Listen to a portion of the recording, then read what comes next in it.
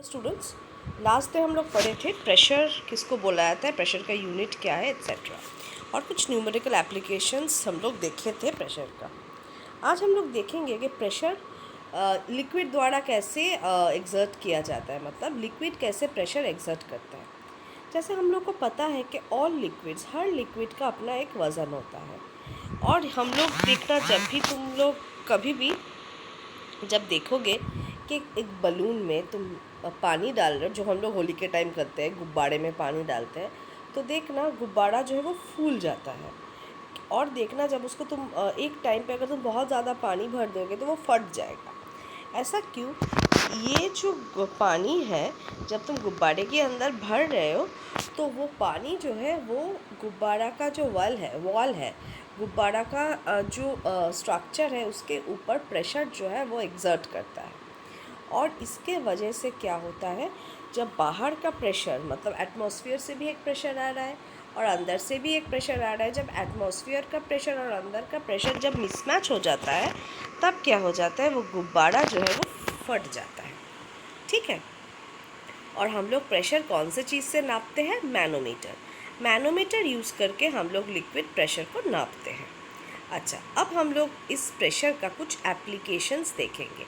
Applications मतलब water pressure या फिर लिक्विड प्रेशर हम लोग कहाँ कहाँ अप्लाई करते हैं। पहला देखो, the wall of a dam is made thicker at the bottom. जैसे माइथन डैम है, पांचेत डैम है, इसका जो नीचे वाला जो पोर्शन है डैम का, वो हमेशा बहुत मोटा बनाया जाता है। ऐसा क्यों बनाया जाता है?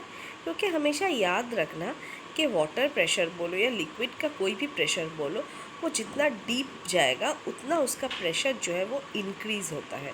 इसीलिए पानी जितना ऊपर, पानी का जितना प्रेशर है, उससे कई ज़्यादा प्रेशर पानी नीचे की तरफ जो पानी रहता है वो देता है इस डैम के दीवारों पे।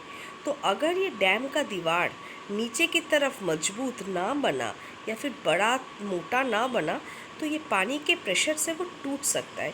इसीलिए देखना, जब बहुत ज़्यादा मतलब बारिश होता है, बहुत बहुत बारिश होता है, जब फ्लडिंग होने की चांसेस रहता है, तब देखना डैम का पानी जो है वो छोड़ दिया जाता है, क्योंकि वहाँ पे इतना ज़्यादा पानी भर जाता है कि नीचे की तरफ प्रेशर जो है वो इमेंसली इंक्रीज़ हो जाता है। इसीलिए क्या किया जाता है कि डैम का नीचे की तरफ पानी जो है वो छोड़ दिया जाता है। ठीक है। अच्छा, water supply tank is placed at high place in the building. सबके घर में वाटर टैंक रहता है, और वाटर टैंक जो है वो हमेशा छत पे रहता है। ऐसा क्यों?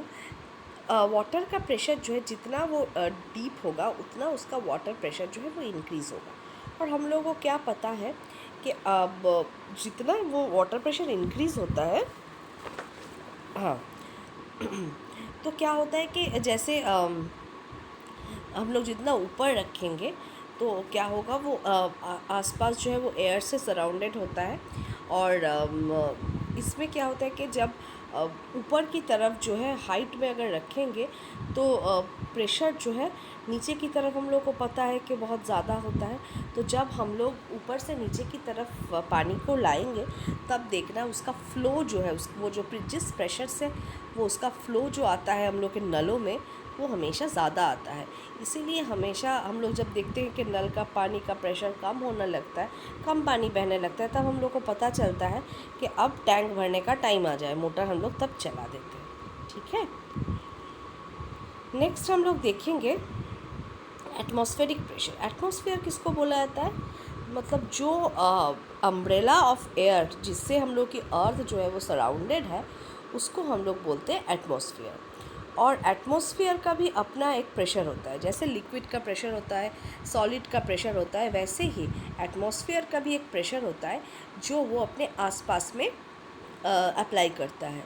जैसे इसीलिए हम लोग को एक चीज़ पता होना बहुत ज़रूरी है कि एटमॉस्फेरिक प्रेशर जितना ऊपर जाएंगे हम लोग, जितना हाई माउंटेन्स की तरफ जाएंगे, सी लेवल से जितना ऊपर की तरफ जाएंगे, हम लोग की एटमॉस्फेरिक प्रेशर जो है वो बढ़ता है।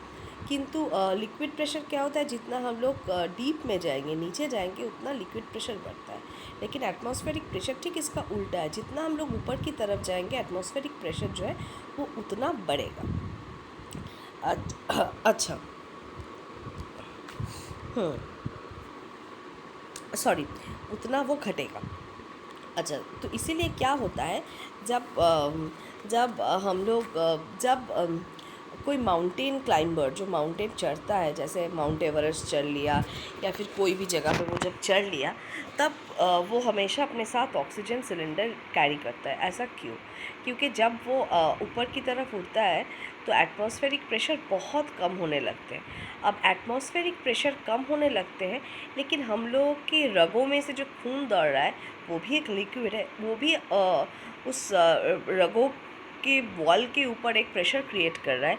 तो एटमॉस्फेयर, हम लोग जो ग्राउंड लेवल में रहते हैं तो एटमॉस्फेरिक प्रेशर और ब्लड का जो प्रेशर रहता है वॉल्स के ऊपर, वो इक्वलाइज हो जाता है, बैलेंस हो जाता है। लेकिन जितना हम लोग ऊपर की तरफ जाते हैं, एटमॉस्फेरिक प्रेशर डिक्रीज़ होने के वजह से ये ब्लड फ्लो का तो कोई चेंज नहीं हो रहा है। ब्लड फ्लो जो हो रहा है वो उस वॉल के ऊपर जितना प्रेशर डाल रहा है वो सेम ही रहता है। तो इसीलिए क्या होता है, एक टाइम पे होता है कि एटमॉस्फेरिक प्रेशर घटने से अंदर का प्रेशर जो है वो बढ़ जाता है। इसके वजह से वो नस को फट के निकलने की कोशिश करता है, तभी हम नाकों से खून निकल रहा है। इसीलिए जब एस्ट्रोनॉट स्पेस पे जाते हैं तब वो लोग एक बॉडी सूट पहनते हैं, जिसको हम लोग बोलते हैं स्पेस सूट। वो स्पेस सूट एक ऐसा सूट है जहाँ पे हम लोग की जो अंदर का जो प्रेशर है, बॉडी का प्रेशर जो है उसको नॉर्मल रखता है, क्योंकि बाहर स्पेस में कोई एटमॉस्फेयर नहीं होता है और इसीलिए एटमॉस्फेरिक प्रेशर भी कुछ नहीं बॉडी में आता है। इसीलिए एस्ट्रोनॉट एक स्पेशल सूट पहन के स्पेस में जाते हैं।